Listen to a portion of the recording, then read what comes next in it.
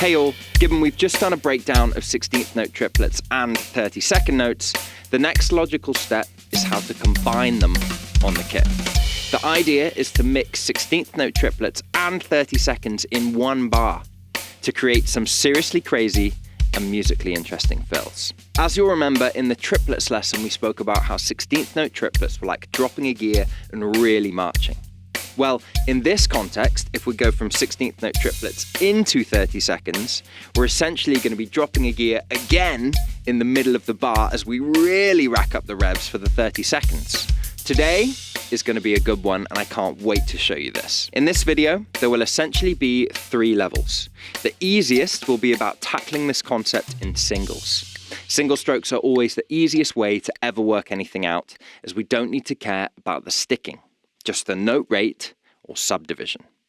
The second level, which is a little harder, is to take the same concept but apply it with Paradiddle-diddles. And the final level for all you advanced puppies out there will be to do it with right, left kicks. So the concept is actually pretty easy to grasp. All we're going to do is play 2 beats of 16th note triplets, 1 and a 1 and a 2 and a 2 and a, into 2 beats of 32nd notes, 3E and a 3E and a 4E and a 4E and a. The entire bar will be played as single strokes, right, left, etc. Like always, let's just start really simple and focus on the note rate changes here. So the whole thing can be on the snare until we've got the timing down. But bear with me, as I promise we'll get to a cool orchestration of this in no time.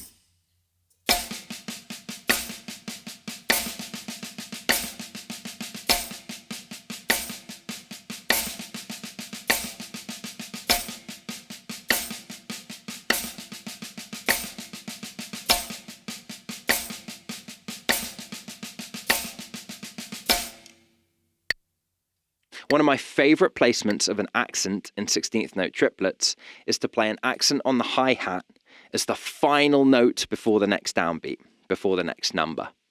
Doing this in beat 1 would mean we played the last of beat 1 as a hi-hat part, like 1 and a 1 and a, and then straight after accenting the 2 on the snare, so we've got 2 accents in a row. If we play all the rest of the notes really quiet on the snare, this will sound great. For variation and texture, let's just play the very first note of the whole thing on the floor tom.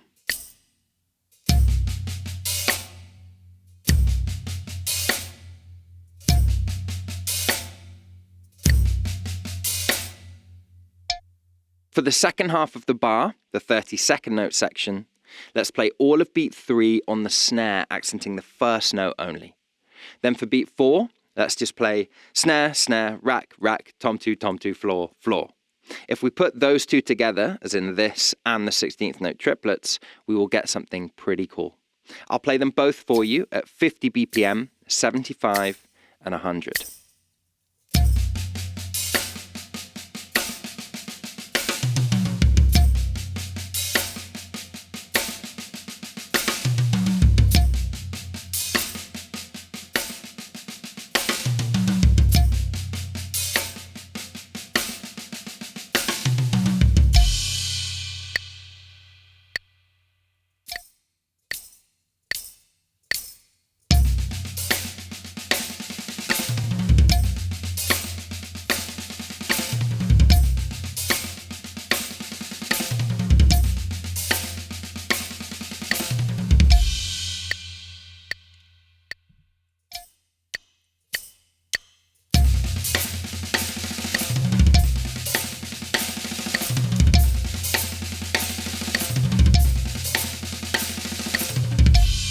So not only has doing this using singles actually created some wicked things that we can use already, this has now taught us the timing, the most crucial aspect of anything like this, or just being a drummer in general.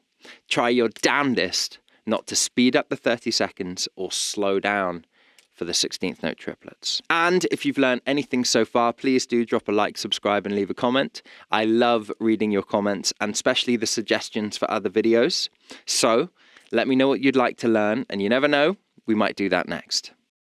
Well, an easy pattern to do something like this would be the paradiddle-diddle.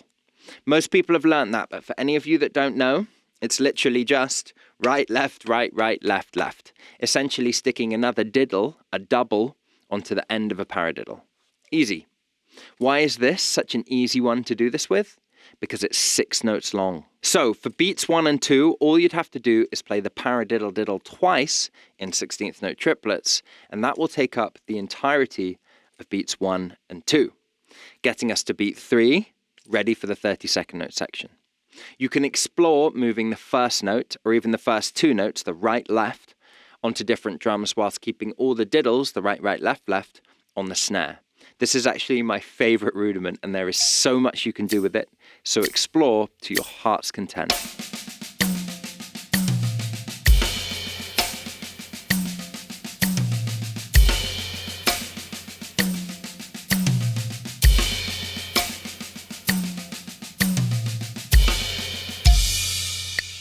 For the 32nd note section here, we have 2 beats left to fill, beat 3 and beat 4.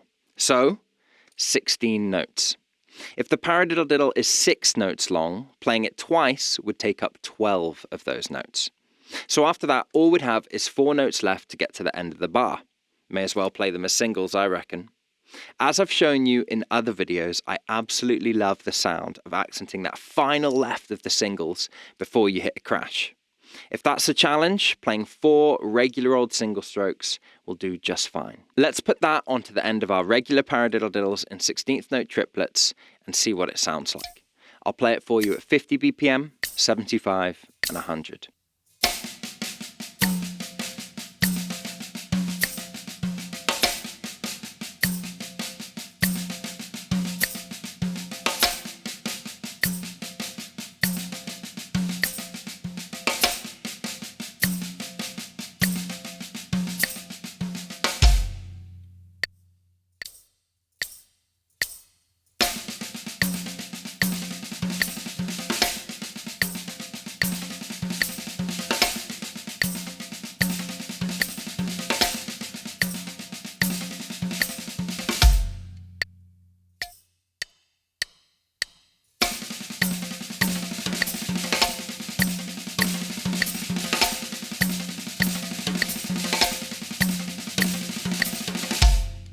For level 3, and the hardest of the bunch, let's take a classic linear pattern. Right, left, left kick. Everything will stay exactly the same in terms of explanation. We are literally just substituting the paradiddle-diddles for right, left kicks. That's it.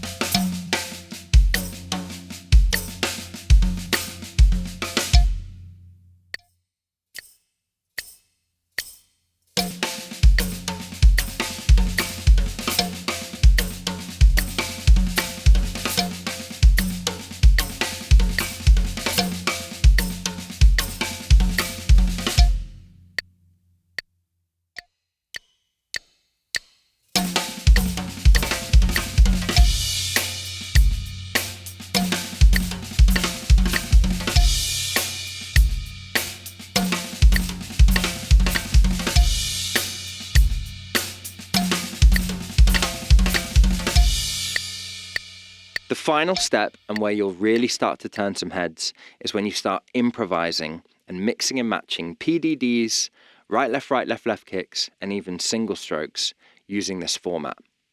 If you struggle with this part, and I know some people do, think of the options first, like 1 paradiddle-diddle in 16th note triplets, 1 right, left kick in 16th note triplets, and then alternating again in the 32nd note part. 1 PDD, 1 right, left kick, and 4 singles to finish it off. That would sound great as an example. As always, when you start to improvise, start really slow. I won't show you that, as really that's for you and the practice room and your exploration time. You'll soon find though, once you start to get a grip of this, it's ridiculously fun. This demo will be at 100 BPM.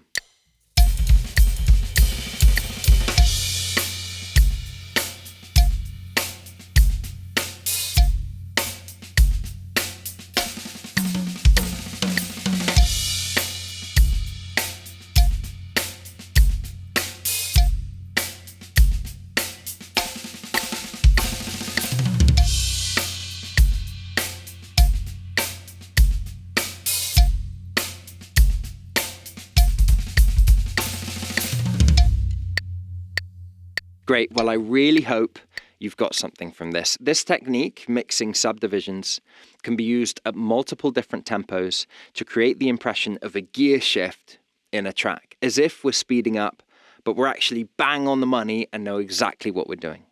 Using this to go into a big chorus at the end of a song, for example, can be a great way to go.